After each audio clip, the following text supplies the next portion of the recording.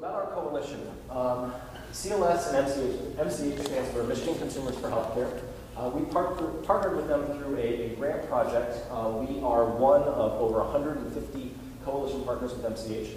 They are spread across the state, UP, Lower Peninsula, everywhere. They range from individuals to unions to community agencies like CLS, really across the board.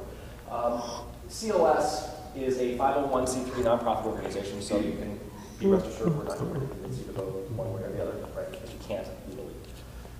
We are dedicated to empowering individuals with disabilities in helping them to live successful, independent lives, however they define that, right? That's why this information today is important, because it can help people with disabilities and other people as well, in empowering them to know how to move forward. Our goal is to help you become informed about the ACA so you may best advocate for your own positions, whichever they may be. We're not just going to talk about the great things about the Affordable Care Act tonight, right? There's a few problems, a few bumps in the road that we've encountered along the way. We're certainly going to address those as well. Our goal is to help you learn to advocate for yourself about this issue. MCH, Michigan Consumers for Healthcare, is likewise also a 501c3 organization, so they are also barred from any kind of political partisan activity, and they are not engaging us to convince you of anything either. They are a diverse alliance of individuals, partners, policymakers, whose goal is to attain affordable, accessible, quality healthcare for everyone in Michigan through education, outreach, advocacy, and stakeholder engagement. If you want to learn more about them, please visit their website at consumersforhealthcare.org. We do have our Facebook page.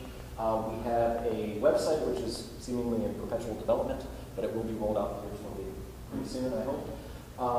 It will have, either on Facebook or on our website, there will be areas for you to pose questions for us to provide resources, or if we do know the full answer, we'll just give you the full answer with some things to refer to.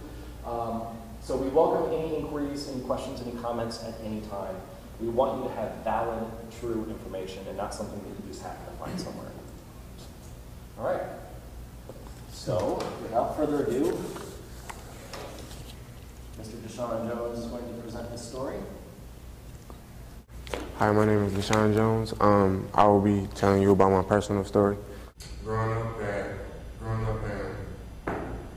a young age, around 3, 4 years old, I was subject to being on drugs. My parents were doing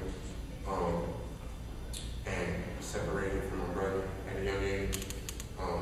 Not being, having that family, or being, around my family or anything, or just, not knowing who my family is was a problem for me. At a young age, separated. That caused me to, at a young age, be put in foster care. At 3 or 4 years old. Basically, arrive somewhere where you don't really know where you're going. You're just going somewhere where kids, people that, just take care of you, don't really know, it was hard for me as far as taking that ride to wherever I was going. I was very mad, frustrated at whatever was going on, whoever was around me, I was mad, it kind of, being mad and being out of place at a young age, made me a different person growing up. It made me want to have control, want me to have kind of a sense of, I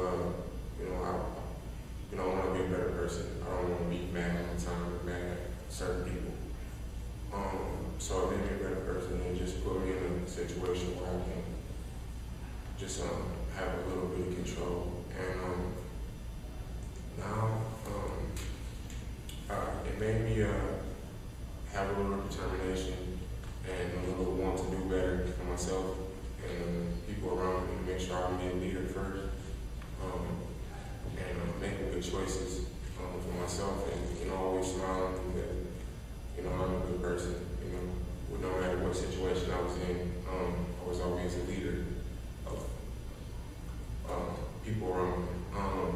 Growing up, having health care, not being able to have a say-so with my doctors, not being able to talk to my doctors and have a conversation with them. It's kind of tough for me because,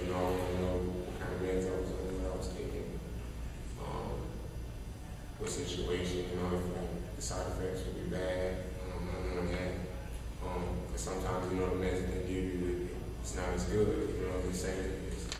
My life now, I'm back with my younger brother. Well, I say my younger brother, it's the same age as me, but if I put it, it's 50 I didn't put that in there. Just being around him and losing him in the process of, you know, being in foster care for 5 years, we split up. And that shit happened for no brothers or sisters. No matter what situation you're in. Now, first day I'm home, scared out of my life. It was, you know, a different transition for me from foster care to my own place, and me and my brother was kind of, you know, the happiest kids on earth. We get to, you know, kind of say so for ourselves, you know, and control our own life, you know, so for the first time. I was very, very scared. But I say now, I have more confidence. I have control, you know, a lot of responsibilities, but the people that was around me and stuff like that, they showed me something, you know, even though they might not be that I learned anything because I was so mad and frustrated. But I learned a lot from what position I was in at a young age. Now, confident, empowered, had a juice, and have a little bit of control and say something. You know, when I try to put 100% in everything I do and work really, really hard and try to push myself. Healthcare now, I have to say so. I talk to my doctors early. I make sure what I'm taking, what's the side effects of it, is it going to affect me in a very serious way or not? What's the cause of me taking this? You know, what's wrong? If there's something wrong with me that you know I need to know. So I think that's a vital issue for everybody. Just having some kind of say so with your doctors is very, very vital for me. Having empowerment and say so gives you no doctor just testing on you and just saying, oh, this works and it doesn't. Because some kids go through the system and it does happen. And it kind of puts them in a situation where it messes them up, and it shouldn't happen. Medicaid, you know, I have transportation, you know, to my doctors and conversations with my doctors and stuff like that. Having, I guess, you know, you just have, you know, a little bit of control, you know, what's going on, and it's not nothing like that. Well, Affordable Care Act, what that means to me, and big lump sum is just having a say so and stuff. You want to know what's going on with you. You want to be okay. So I think, you know, that's just what I've been saying is having the juice and having control, being empowered, and having a say so. What's going on in your life. So thank you. Now, the Patient Protection and Affordable Care Act, there are two aspects into that name, as you heard, right?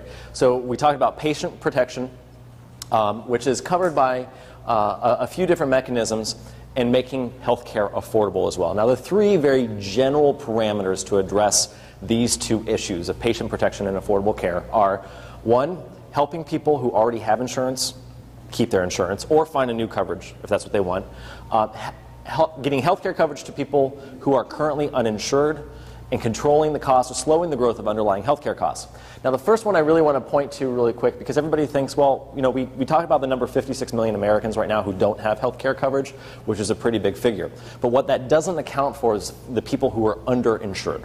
And the first point up here, providing more affordable coverage to people who already have it, that's what this part addresses. The last part, of course, is trying to keep us, you know, once we get everybody on healthcare coverage, the last thing we want is for costs to continue to skyrocket, because then we're going to end up right back where we started. So we've got to control the costs of how the costs are growing. First part of this conversation, we're going to talk about the kind of components of the Affordable Care Act that are really available to everybody. And then later on, we're going to get to the aspects that are really more specific to people with disabilities. But the first part, you kind of have to have a fundamental understanding of how the Affordable Care Act is going to work before you really move on to the second part. So we said there's those three mechanisms, right? helping people maintain the coverage that they have, getting new coverage to people who are currently uninsured, and controlling the growth of costs. Well, for that first part, this is going to happen in a couple of different ways, but the biggest one is by limiting the deductibles, copays, and coinsurances to help protect people from unexpected gaps in their coverage. So we have to think about what that means, right?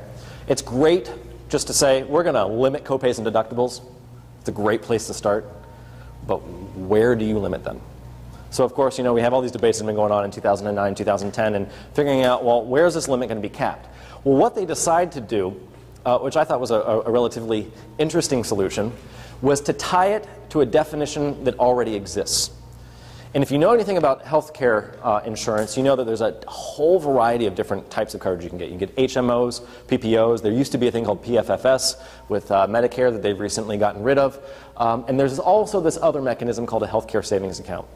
And a healthcare savings account is essentially when you start working somewhere, your employer and you contribute money every pay cycle into this savings account that is dedicated solely for the cost of your healthcare coverage. So you put in, 20, 30, 50, 100 bucks, whatever you dedicate out of every paycheck. Your employer contributes a little bit as well, and you accumulate this savings account over time.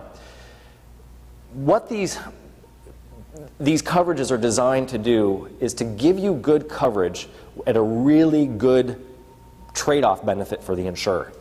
Because that insurer doesn't pay for anything until you reach your caps on deductibles and copays and coinsurances, which are the highest of any of those plans. So out of HMOs, PPOs, what once was PFFS, the healthcare savings accounts have the single highest deductibles and copays and coinsurance limits. In 2011, for example, the limit of what you would pay for deductibles out of pocket if you were a single person, this is one person household, this isn't if you have a family or anybody else, but if you, like I am a single individual, I would have had to have paid $5,950 out of pocket. That would be my deductible cap, which is really excessive when you compare that to my income, right? For a family of 4, that cap would have been $11,900. So we're talking about really large caps. We're not really helping people save their money in this process. The idea behind the healthcare savings account is that you really shouldn't access healthcare until you've accumulated enough money into that savings account to go access it. So it doesn't really facilitate good access. In 2011, for a few more figures, 18.7 million Americans had total out-of-pocket expenses that exceeded these particular caps. And the total dollar related to these medical expenses of the 18.7 million people who had costs higher than this was $48 billion. So, now what they did is they tied it to these numbers. Now, and it kind of seems like a bit of a conundrum. You're like, well, why are we going to set the deductible limits so high to these out-of-pocket expenses? There's a methodology to the madness, and it's something that you'll see is recurrent throughout the Affordable Care Act. Now, one thing, if you know anything about government entitlements and benefit programs, everything is tied to the federal poverty level. That's our basis for determining anything, right? Now, most entitlement and benefit programs are pretty restrictive in what they allow. They look at 100% of the federal poverty level. And if you look at your glossary sheet later on or something, you'll see what we mean by this. And you have to think, okay, why terms of hundreds of percentage points of the federal poverty level? What does that mean? Well, the federal poverty level is at 100%, right? Anybody who's at 100% or less, 98, 90, 85, 75, whatever, is in poverty. That person is poor, right? Anything above that is not necessarily so. And to give you a little background on what constitutes poverty, in 2011, if you earned more than $903 in countable income per month, you weren't poor. In 2012, it's $908, so it's increased a lot. So we're talking about people with relatively no income whatsoever, nothing that's going to be that would help them to subsist. And that the level of subsistence is really what determines that level. So what the Affordable Care Act does, which is really progressive in nature, is it says, okay, we're not just going to try to help people who are in severe poverty, but we're going to try to help other people too who are above severe poverty. And that includes people up to 4 times the federal poverty level. This is where it gets rather progressive, because if you think, well, what is 4 times the federal poverty level? In 2011, for a family of 4, that was a family that was earning close to $90,000 a year. It was like $88,700 and some odd dollars. Right? So we're talking about helping a wide range of people. We're not just talking about the people who are the poorest at this point. And the amount the degree of assistance that the Affordable Care Act provides depends on where you fit in the scale, right? If you're less than 100%, you're going to be, and actually for the Affordable Care Act, that is 133%, you're going to be entitled to state-run Medicaid programs, essentially. Between 100 or 133% and 200% of the federal poverty level, for the caps on out-of-pocket spending, this is a combination of deductibles, copays, and coinsurances, the cap as a single individual, when this takes effect in 2014, a single individual would have to pay out of pocket would be $1,983. For a family of 4, between that level of the federal poverty level, $3,976. Now, these are out-of-pocket absolute maximum caps. They would never have to pay anything beyond this. And these numbers might still seem relatively high, but the hope is people who are at this level would have other assistance programs where they would never reach this number to begin with. If they do, this is all they're responsible for. And it's a substantial drop, as you can see, from $5,950 and $11,900. Right? Similarly, between other relative percentage points, 2975, 55, or 50-50, and people up to about $90,000 in annual income, that family of 4 would only have to pay $7,933 out of pocket. So it's substantially better than what it was. It would also help people to maintain their current coverage by eliminating lifetime limits that an individual plan would pay for covered benefits. Now, the personal example I always give for this is my own story. I had a series of medical issues about 3 years ago where I was on a shot that I had to give myself twice a week, every week, and that shot was over $400 per shot. So you figured that was over $3,200 per month in just the medication. I had 2 doctor's appointments every month just for that particular issue, and it caused a series of other problems on top of it which required even further medical attention. Now, this is a disorder that I have that will last with me for the rest of my life. So let's say I were to stay on that medication, $400 a pop, in perpetuity. And I've got really good insurance coverage at CLS where I work, right? But we also had a $1 million cap on the benefits that I could receive over that time. Pretty young in my career, getting about $3,500 a month in medical costs, I would have reached that $1 million cap by about 20 or 25 years. That no longer exists. So as of September 1st, 2010, there is not a single plan in this country anymore that has a lifetime limit that they're allowed to apply. No insurance company right now can turn you down for coverage because you have reached your lifetime limit. Similarly, to help people maintain their coverage, there's also a progressive over time elimination on annual limits. So not only in the past did we have these lifetime limits, but there were annual plan limits that you could potentially reach as well. These are being phased in over time. The incremental increases in these limits up until 2014, when it takes full effect and these annual limits will no longer exist. Up until that point, right now, insurance companies that, or anybody who gets insurance through a job doesn't have an annual limit on their plan. So because I get insurance through my employer, I also do not currently have annual limits. Anybody who purchased a new plan, a new insurance plan after March 23rd, 2010, does not have annual limits. And any plan that was purchased prior to March 23rd, 2010, which has since undergone substantial changes, also no longer has annual limits. Now, the reason they made these 3 points is that insurance plans change all the time. There is nil a plan in existence that has not undergone substantial changes since March 23rd, 2010. So it's pretty safe to say that if you have private insurance, and if you purchase that plan before March 23rd, 2010, you probably don't have an annual limit at this point. Now, helping people maintain their coverage cover, we already talked about providing some caps on deductibles, copays, and co-insurances, but there's going to be a few other programs in place as well. I mentioned that $1,900 some odd for a family with the federal poverty level between 100 and 200% is probably still a pretty high cost for them. There's going to be other programs in place to help assist with that as well. There's going to be cost-sharing subsidies put in place for anybody who is eligible at or below 250% of the federal poverty level. This is about $40,000 a year for a family of 4, to give you a relative marker of what that means. It's not quite clear at this point what cost-sharing subsidies mean. We know it exists, it's in the legislation, but nobody's really decided how that's going to be implemented. One of the things that they're discussing is probably the most likely way that it'll be implemented. We talked about those deductible caps earlier, those deductible coinsurance and out-of-pocket expense caps. It looks like for people below 250%, these additional cost-sharing subsidies will further restrict those out-of-pocket expense limits. So those numbers that we mentioned earlier, depending on where you were in the federal poverty level, are more than likely going to be restricted even further. People who are uninsured. Now this is the nitty-gritty of the Affordable Care Act, and this is one of the biggest focuses that it has. We're going to talk about premium tax credits. What does that mean? State exchanges. Wait, what are states exchanging? Right? The expansion of the Medicaid program. If you ask me, this is the single biggest aspect of the Affordable Care Act, and they expect that it'll reach over 50% of all the people who are currently uninsured. So it will have the single greatest impact of any single aspect of this piece of legislation. And we're going to talk about the new state health insurance partnership exchange, or the HIP exchange, which is a terrible name. There's like that dorky dad in the corner of the room. He's like, I'm hip. Like, no, you're not. So let's first address the premium tax credits in the state exchanges. These are available to anybody who is purchasing a new insurance plan in the independent market. So if you get health insurance through your employer,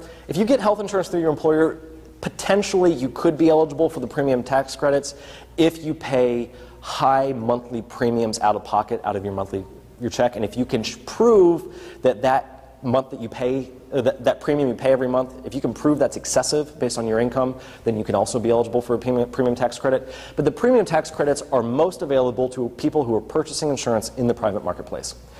And that purchasing will more than likely be facilitated through a new state exchange system. The state exchanges, just so you know, it's going to happen in a couple different ways. The biggest mechanism that they're going to have available is going to be through the internet. It's going to be a website you can go to. Massachusetts, which was the model for this program, they have it called the Massachusetts Connector. You can go, I think it's like massachusettsconnector.org or something like that. You can go look at it and see what they have. It's a great website. You can see how this is the model for everything else that's building. They're going to provide for visibility, transparency, competition, and increased knowledge and awareness. And these are all important aspects of the Affordable Care Act and how it applies to the state exchange. Visibility, because through that state exchange is obligated to present to you every single insurance plan for which you may potentially be eligible. Right? So if you go out to buy insurance right now in the private market, you go out to an insurance broker. That insurance broker gets kickbacks and gets paid by way of the insurance companies who he's representing, and he pushes the plan, probably, that's going to give him the biggest benefit. Well now, and there will be insurance brokers in this system, but now those brokers and this website are obligated to present every single plan for which you are potentially eligible. The criteria for that is going to be based on age, where you live, your respective regional district and where you are, based mostly on zip code. You're going to pull up these plans after you enter all your demographic information and information about your background and your medical history, and it's going to tell you what each plan is that's available and how much each plan costs, and then side-by-side comparison, you get to pick which one's best for you. Side-by-side comparison means that all those plans are competing with each other. So you are pretty well guaranteed that premium you're going to be paying is going to be the most effective marketplace-based premium that's going to be available. So you can be pretty rest assured that it's going to be a competitive price. That also increases knowledge and awareness on the part of the individual who's purchasing the insurance plan. And those plans are required to make as much information available to you, the purchaser, describing what is entitled, what the restrictions are, and what is available under that plan. So you will have all the information you need in one spot. The premium tax credits will be robust and progressive in design. We're going to get to those in a moment. I really have to emphasize here, these tax credits are not like any tax credit you have ever seen before. And that's a good thing. So, for the state exchanges, here's one of those glitches that we've encountered. This is one of my favorites. Based on the guidelines put forth by the Department of Health and Human Services in DC, the states have to present their initial plans for their state exchanges by early fall, right? The initial websites and exchanges through the brokerages or the non-website based exchanges, the website and the non-website based exchange has to be up and running with an initial kind of format and plan in place by January 1st, 2013. Based on estimates done by MCH and other relative organizations, the best and shortest implementation schedule is at least 14 months. The math obviously doesn't jive as to where we are now, right? So what does this mean? Well, it means two things. It means that we might have more restricted options in what's going to be available in our state exchange, and it also means that there's something that you can do about it, right? One of the biggest problems that we find when it comes to this type of legislation is that the legislators tend to have free run of deciding what gets passed when, and they tend not to hear that much from their constituents, or if they do hear something, it's probably from always the same constituents. So we always want to encourage you to get your voice heard, call your respective representatives, and tell them what you think about this, right? Do we or do we not need a state exchange now? Well, what's going to happen as part of the contingency plan through the Affordable Care Act is one of three things. There's either a fully run state exchange, there's a state exchange and federal exchange partnership, and there's a fully federal exchange as well. The states have the option to choose between any one of those three. Michigan has really foregone its option at this point of going it alone. There's simply not enough time at this point for them to create their entire state exchange by themselves. We're hoping at this point that there's still an opportunity that a joint federal and state exchange is still possible. The longer we wait, the less likely that's going to become, which means we might default into that third option where the state exchange that's available in Michigan is also the one that's available at the national level for other states that either have defaulted or selected that option. The problem with that is that Michigan typically, in the provision of health care, whether it be medical care or mental health care, Michigan is typically at the forefront. It's one of the best states, which means it will be grouped into a series of other states that aren't necessarily as good as us. And we will not have any other option. So the idea is what's going to be best for the people of Michigan is something that's created by, at least in part, the people of Michigan. So if you feel compelled to contact your legislator, please do. Premium tax credits. Now this is the part that's really progressive and robust, and I think it's really interesting how they came up with this, and we're going to get back to that federal poverty level and how all those percentages work. But these are designed to prevent households from paying an excessive share of their household income towards the cost of their premium. And much like that sliding scale of 100%, 200, 300, 400%, and fitting somewhere in the between, the percentage of what constitutes your excessive share is also on a sliding scale. So it's not going to be a flat 5% of your income for everybody. More than 5% of your income is excessive, right? It depends on where you are, because people who earn less obviously can't afford as much. So if you're closer to that 100% side of the federal poverty level, your excessive share is going to be closer to 2%. If you are closer to that 400% on the federal poverty level, the excessive share of your income is going to be closer to 9.5%. And for all of us who are neither nor, we're going to be somewhere in between. The premium tax credit is based on that sliding scale, and is dependent upon the income relative to the federal poverty level. That's including households up to 400%, right? And the premium tax credit is directly applied towards the purchase of an insurance plan at the time of purchase. There's no need to wait. Now, this is where this tax credit is different from other tax credits. If you've ever used tax credits before, it's something where you had to get paid. You had to wait for that calendar year to end. You got to some point between January 31st and April 15th of the following year, you filed your 1040, you did your deductions, your exemptions, you crossed your fingers, you figured out your tax credits, and you at least didn't owe anything. Right? And that's how tax credits have historically worked. This one is quite different. You get to go onto that website, you're thinking about purchasing a new insurance plan, you go on the website, you put in your demographic information, you put in where you live, what your medical history is, what your relative income is. It figures out, based on that income, relative to the federal poverty level, what your excessive fair share is, right? And then it compares against all the other plans, and it tells you, and we'll get to an example here in a little bit as to how this works, but it tells you what your tax credit is. And you get to take that tax credit then and use it towards purchasing any health plan that's available at that state exchange. It is applied at the moment of purchase. You don't need to earn the money, then pay it out and wait for it to come back. You don't need to wait till the end of the taxable year. It is applied. Johnson's is a typical American family, 2 adults, 2 children, family of 4, right? Probably have 1.7 dogs. They have an annual income of $33,525. This is gross all amounts are always gross for benefit entitlement programs and including the Affordable Care Act. So this is pre-tax, right? Their $33,525 that they earn on an annual basis for their family size of 4 puts them at 150% of the federal poverty level. So in that sliding scale that we were mentioning earlier about caps and stuff, they are closer towards the top. They have a lower percentage that they have to pay out of pocket. Now, how do we determine what your tax credit is going to be? Well, we have to have some reference sort of plan. We have to know what's the reference cost to figure this out. Well, the Affordable Care Act implements 4 different types of plan. There's the bronze, the silver, the gold, and the platinum. In general, for the most part, the bronze plans pay for 60% of the cost of health care, you pay for 40%. The silver plans pay for 70% of the cost of health care, you pay for 30%, up to your maximums. The gold pays for 80% of the cost of health care, you pay for 20%, up to the maximums. And the platinum pays for 90%, you pay for 10%, up to the maximums. Right? So it's a pretty clear-cut, simple sort of system. Well, the reference plan that they use in your geographic area is based on the second lowest cost plan in the silver tier. So it's not the lowest, it's not the highest, it's on the low end of the middle, somewhere right around there, all right? And it's relative to your zip code. This, I also have to point out, is extremely progressive. If you know anything about Social Security, which is probably what we're all in here mostly familiar with, we get these cost of living adjustments that hopefully, except for 2009, 10, 11, happen every single year.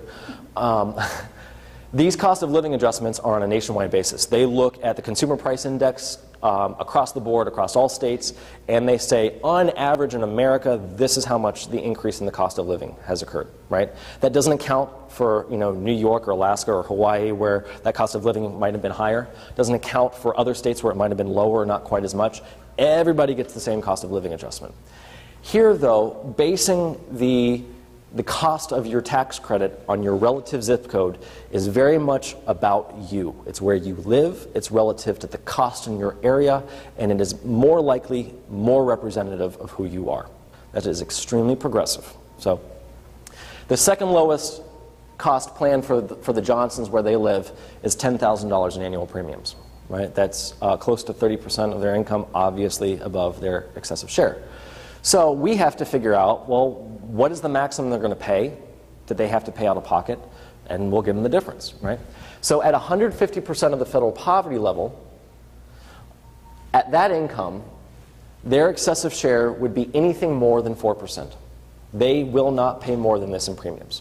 So you figure, well, what's 4% of their income? Well, it's $1,341. So this is the maximum that they have to pay. So you subtract this from this, and you get a tax credit of $8,000, almost $700.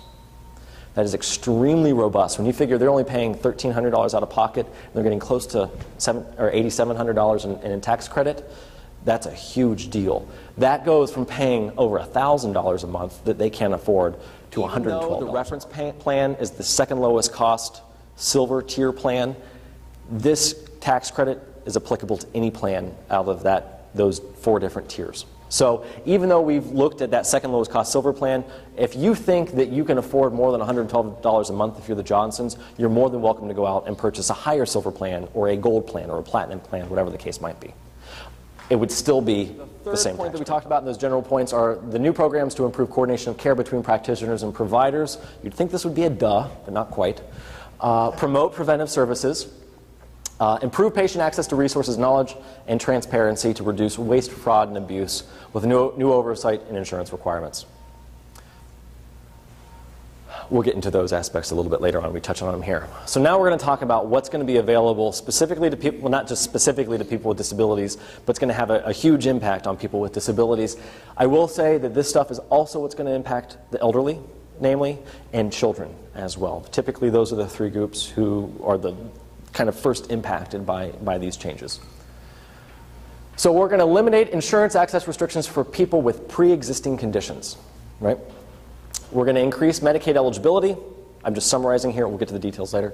We're going to improve coordination of care. We're going to talk about dual-eligible reform, which is for our purposes, for people with disabilities. This is kind of the biggest thing on our radar at this point. Promotion of preventive services, and we'll touch briefly on the Medicare wellness visit. I just want to point out This wellness visit is a huge deal. Typically, Medicare has only paid for treatment, which, if you remember Ben Franklin, an ounce of prevention is worth a pound of cure, right? With this free annual Medicare wellness visit, anybody who's eligible for Medicare can go in once a year to their primary care physician. They look at the past year, they look at now, and they plan for the future. There's also preventive tests that are done typically at that time, especially for people who are on Medicare, tend to be people with disabilities and the elderly. These services and this wellness visit happen at a $0 cost to the patient. No deductible, no copay. You walk in, meet your doctor, do the test, you leave, right? And you've got something that looks back on the changes and helps plan for the future. That ounce of prevention is going to save Medicare tons of money. So, Medicare savings, this is another thing that they're doing more at the federal level. If you have Medicare, namely Part B, which is the medical coverage, so this is what helps you go see your doctor through Medicare, you've noticed that your monthly premiums have changed quite dramatically over the last few years. In 2009, it was $96.40 per month for Medicare Part B premiums. In 2010, it was $110.15. 2011, it was $115.40. And in 2012, $99.90. So it has dropped off that cliff. It's gone down by well over 10% at this point. The reason for that is because they reactualized the cost of these premiums based on the Affordable Care Act and what the new requirements mandate for how they set Medicare premiums.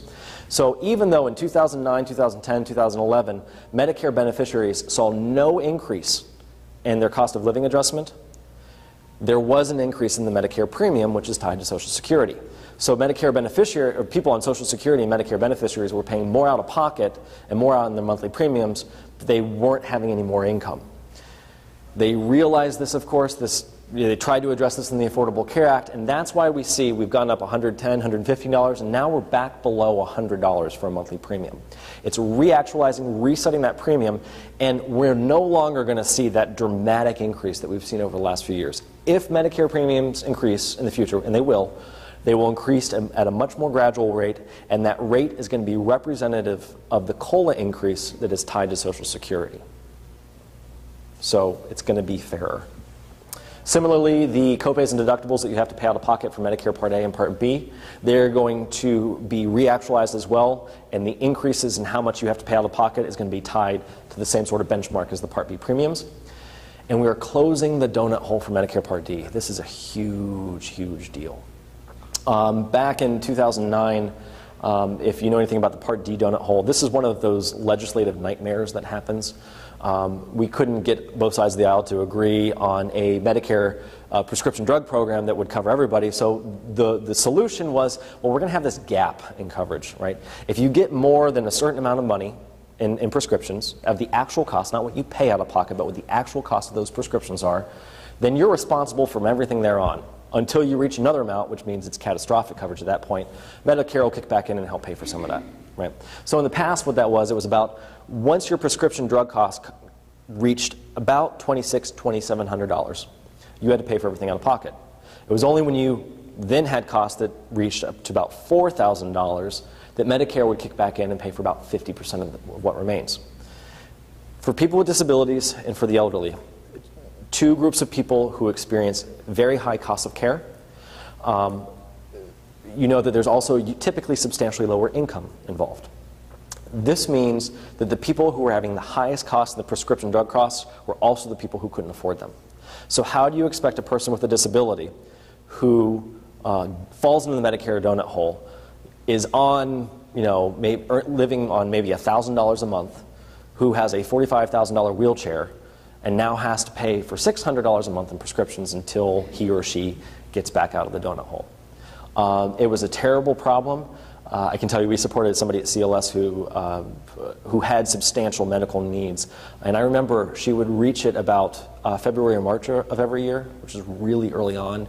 And from then on out, it was trying to get her Medicaid squared away. It was trying to get free samples from doctors. It was a nightmare. And she had a number of medical issues that she couldn't go without her medications. So it was a terrible issue. We already talked about this relative to your where you sit relative to that federal poverty level, and programs that improve transparency and improve quality of outcomes.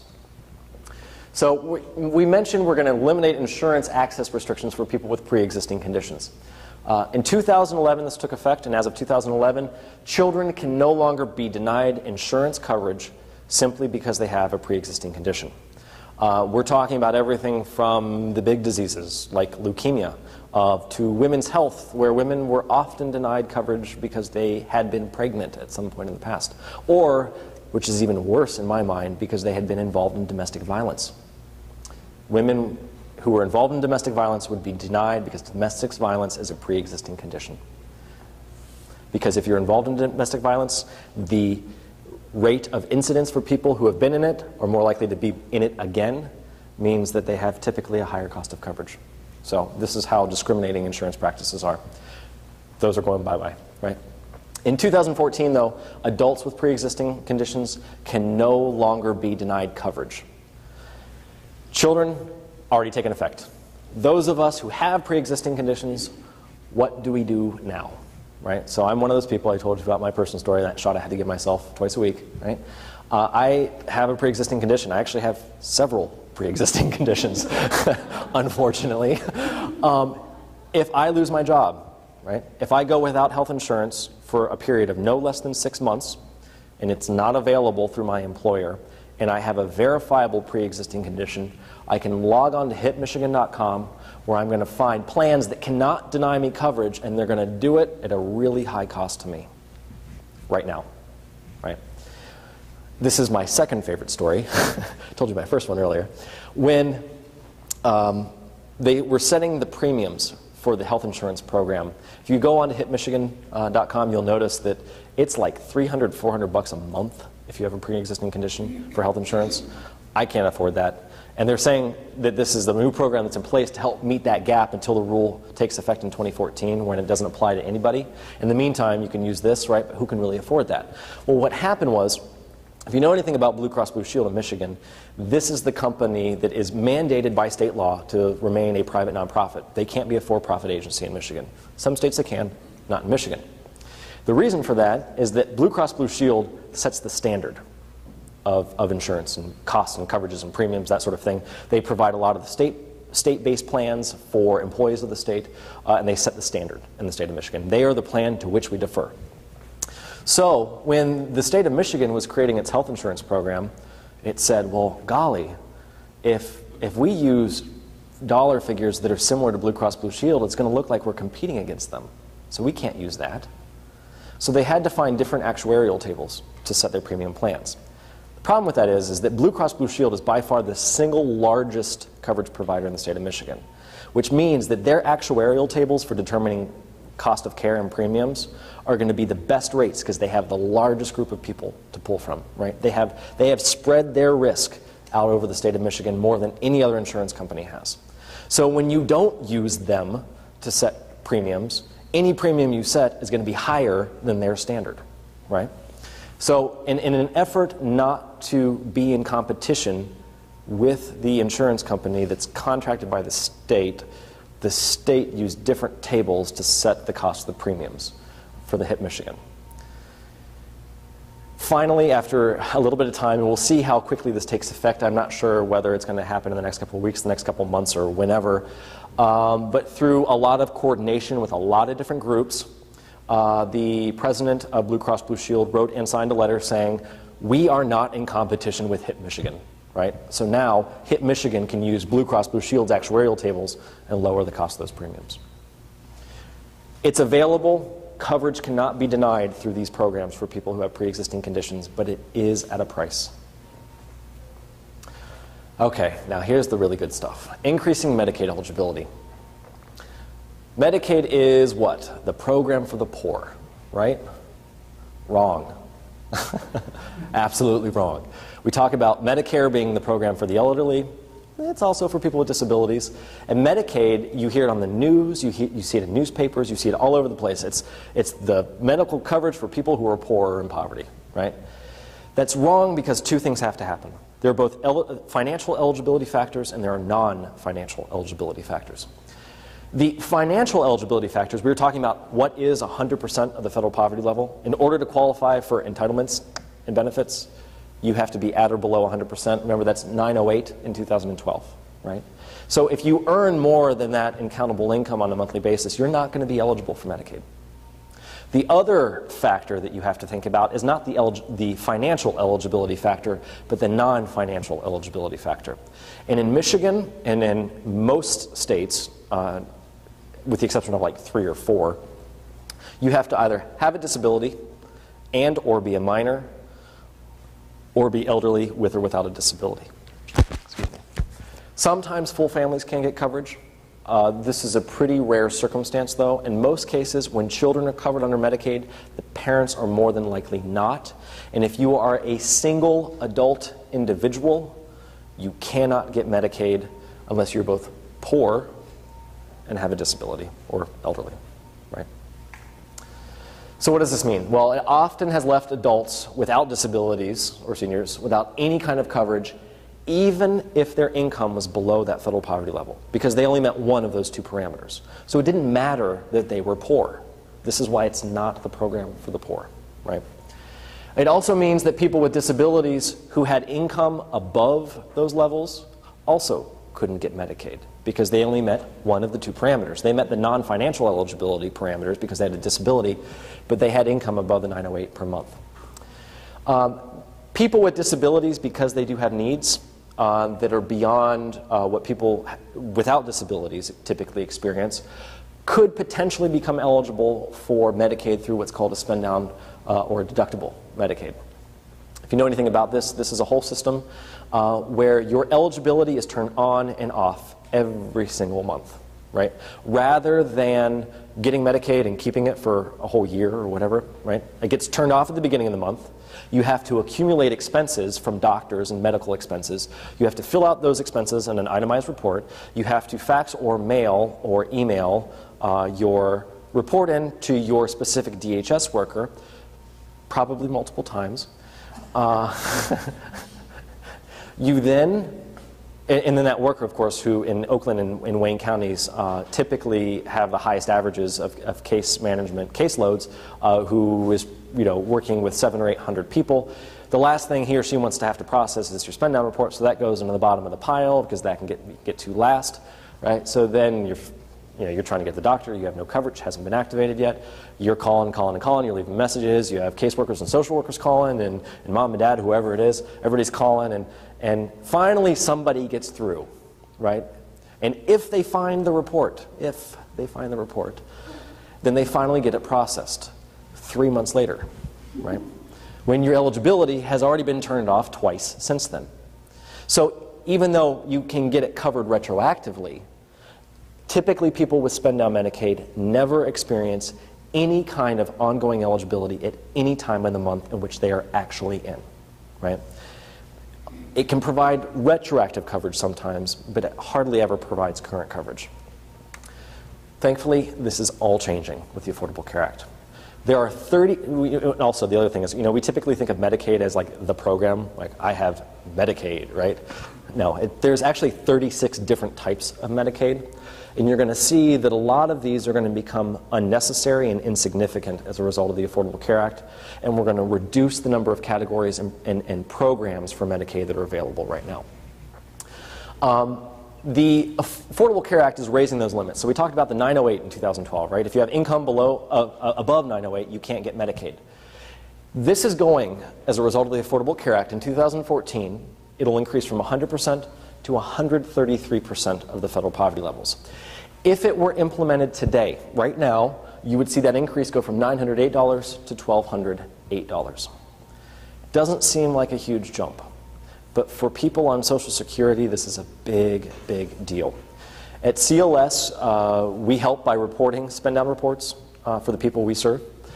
We have 26 people who we support who have Medicaid spend down, and of those 26 people, 23 of them will get full Medicaid benefits simply by raising this 33%. So it is going to have the greatest impact, at least on the people we serve who currently access Medicaid via spend down. The reason for that, as I can best figure, is when I'm looking at totals of numbers of Social Security benefits and how much people get on a monthly basis, For people who are on disability benefits, they typically don't get much more, if anything more, than $1,200 a month. It's usually less, $1,100, $1,000, somewhere in between, somewhere right around there. Because of that, right now they're ineligible for full Medicaid benefits. But with this change, they'll become eligible for full Medicaid benefits. Also, any individual or household at or below 133% of the federal poverty level will be eligible for Medicaid, period. There's no longer this dual eligibility factor, right? You don't have to be poor and have a disability, be poor and be a senior, be a poor and a minor, right? It's, if you're poor, you get Medicaid, period. This is a huge deal as well because, like I said, people with disabilities, seniors who have high costs of care, who have income above $908 a month, what do? Well, now they're going to be eligible. We already talked about spend down and how that's going to be reduce the people who access Medicaid via spend down. Adult benefit waiver is another thing that is, for all intents and purposes, going to go bye-bye, so that's good. The Affordable Care Act also includes efforts to increase access to Medicaid authorized providers. If you have Medicaid, one of the things you've experienced is that it's really hard to find a doctor, right? The reason for that is, and kind of give you a history on how insurance companies reimburse providers, Medicare reimburses providers lower than any other insurance provider, right? They are the baseline. Other insurance companies reimburse more than that. Medicare is the baseline. Medicaid reimburse at 60% of the Medicare reimbursement rates, so even lower. Now, if you're a doctor in the United States, and if you provide a service that is any single service that's reimbursable by Medicare, you are obligated to accept Medicare as a form of coverage. People with Medicare can access virtually any doctor who's out there, with very few exceptions. Same isn't true for Medicaid. No doctor in the state of Michigan is obligated to accept Medicaid as a form of coverage. And when reimbursing it only at 60% of the Medicare reimbursement rates, why would a doctor choose that, right? So very few doctors actually accept Medicaid. Well, what they're going to do is actually increase those Medicaid reimbursement rates to the same level as Medicare. The idea is they're not forcing doctors to accept it at this point. But what they're essentially incentivizing is, hey, doctor, you already have to accept Medicare. Why not accept Medicaid at the exact same reimbursement rate? We know not every doctor is going to go for it, but we know that some will. How many has yet to be seen. But it will increase access for individuals who have Medicaid. Better coordination of care between doctors, hospitals, and other providers. One way is through the use of technology, right? We have the Detroit Medical Center has all these the commercials that they have out on TV about they've added these new hospital care systems, these bands that they scan, and then they make sure that there's no erroneous medication giving, that sort of thing. This is one of those things that has been paid for by the Affordable Care Act, these large cost programs that improve how we provide care to people. The other example I always give is why coordination of care is important. Is a friend of mine who has had a cough now for a year and a half. We have been told that it is, let me see if I can remember correctly, pneumonia, bronchitis, acute bronchitis several times, asthma, allergies, vocal cord dysfunction, reflex esophagitis, and my personal favorite, it's all in your head. You would think that if doctors were talking to one another, right? I mean, how many x-rays can you get? This guy has had, I would say, he's had 2 CT scans, a slew of x-rays that I couldn't even count, pulmonary function tests out the wazoo. It's just been this never-ending circle of tests, right? If doctors were talking to each other, or at least running through a primary care physician that was coordinating that care, it would provide for better information. Everybody would all be on the same page. You would think that would be the standard of care, but to date it isn't. That's going to get better. I can't promise that we're going to get all the way there in the future, but it's going to get better because of the Affordable Care Act. Dual eligible reform is another way that we're improving coordination of care. I'll just touch on this simply for now. Essentially, what the state of Michigan is looking to do, and people who are dually eligible are people who are eligible for both Medicare and Medicaid, right? Medicare pays for medical. Medicaid can pay for medical, often does, and it can also pay for specialty mental health coverage, which Medicare doesn't pay for, typically. The problem is that people have experienced it. If you have multiple types of coverage, Medicare, Medicaid, and even a third-party insurance, none of those insurance providers agree with each other. So even though you've got 3 good forms of coverage, nobody wants to pay for anything because they want to tell somebody else to pay for it, right?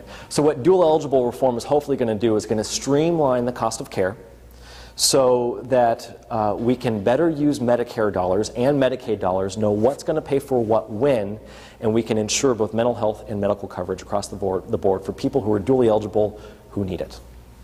Right? As of January 1st, 2011, every person eligible for Medicare is eligible to receive the free annual wellness visit. We talked about this already. No out-of-pocket expense. Reducing Medicare Part B premiums, A and B copays, we're closing the donut hole. Already addressed this. Elimination of annual and lifetime benefits on out-of-pocket benefits. We addressed that. Lifetime benefits already gone. Annual benefits will be reduced and will go bye-bye by January 1st, 2014. Out-of-pocket caps on essential services. The essential health services that everybody will have a right to access are 10 different services that are from ambulatory care, emergency care, primary care, specialty services, support services, maternity and women's health. Basically anything that's not elective, if it's not plastic surgery, it's probably covered, right? That's my rule of thumb. Improved access to information about what works. Emphasis on evidence-based practices. You'd think this would be a no-brainer, right? Not quite so much. Tell that to a parent of a child with autism. We now have evidence-based practices that we know for many different conditions, many different circumstances, that these evidence-based practices work, but they're not always being implemented. My dad's in the medical profession, and he always says that 85% of medicine is guessing, right? Granted, it's educated guessing. Let's hope. So it's guessing like, okay, I have a relative idea that what you've got going on is somewhere over here. So I'm going to do a few tests, I'm going to give you these medications, and we're going to see what works and what doesn't, right? Then we're going to narrow down the scope, and we're going to attack that even more. And that's how medicine works, right? Not every disorder or every disease has a red flag saying, hey, this is what I am, this is how you're supposed to treat me. So doctors have to use their education and their skill to kind of whittle away at it to figure out what's going on. In the course of treatment for some conditions, doctors rely on that premise when addressing how to treat, rather than evidence-based models, which we know work very well. So the Affordable Care Act is going to better inform these doctors about what evidence-based practices exist, and it's going to help incentivize them to use them. State exchanges we already touched on, quite a bit actually.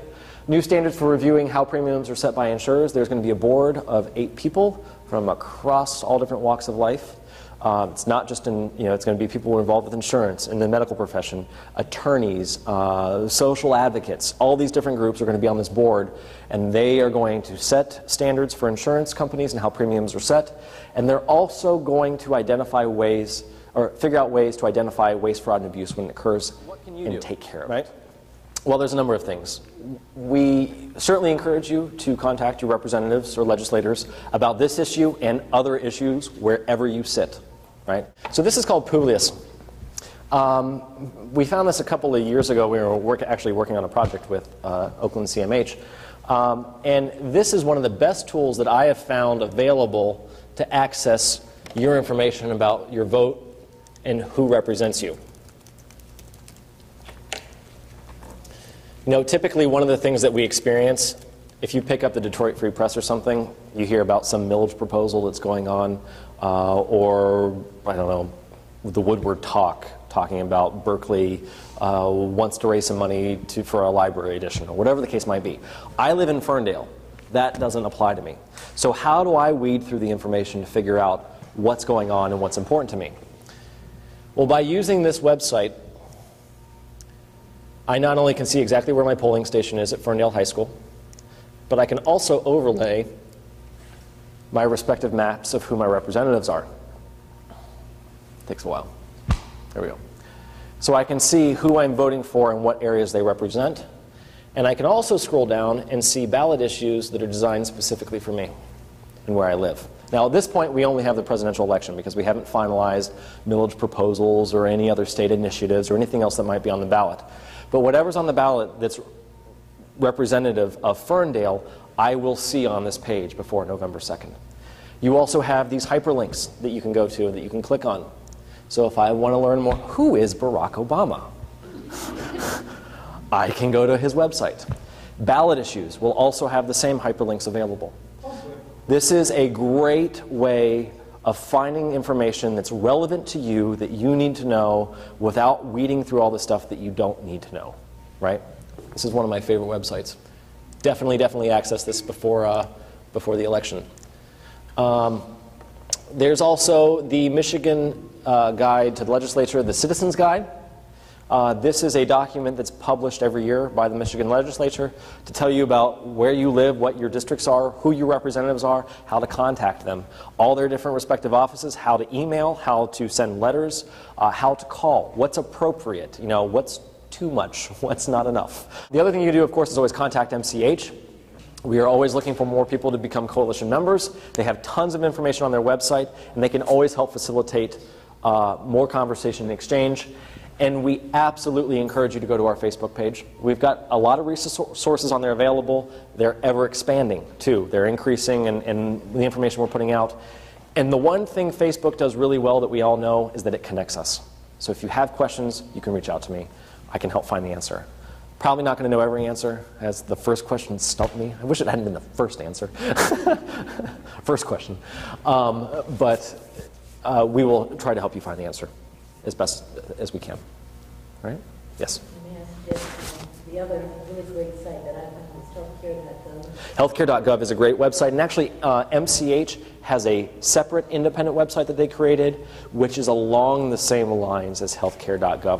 I can't say I'm as familiar with it as I am healthcare.gov, but Don Hazard, who's the executive director of MCH, has said that it's really a phenomenal website they've come up with. So I can blindly sort of say, yes, go to it. You'll probably find good information. But healthcare.gov is also excellent. Yes, Jeff? Just to let you know that there is a published version, not a PDF, of the legislative one. Yes, there's always a published one that you can get.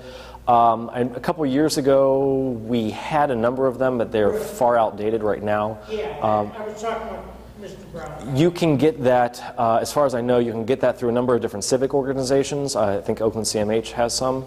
You know, I'm going to make sure that we do have some, but each of the reps and the senators, usually that's one of their public service. Exactly. You can always get it through your specific representative. Right? Who? Libraries, yeah, potentially. Okay. Any other questions? I'm kind of silent on this side of the room tonight. I've had a lot of questions from over here. Thank you, ma'am, for your help. I appreciate it. I know. It was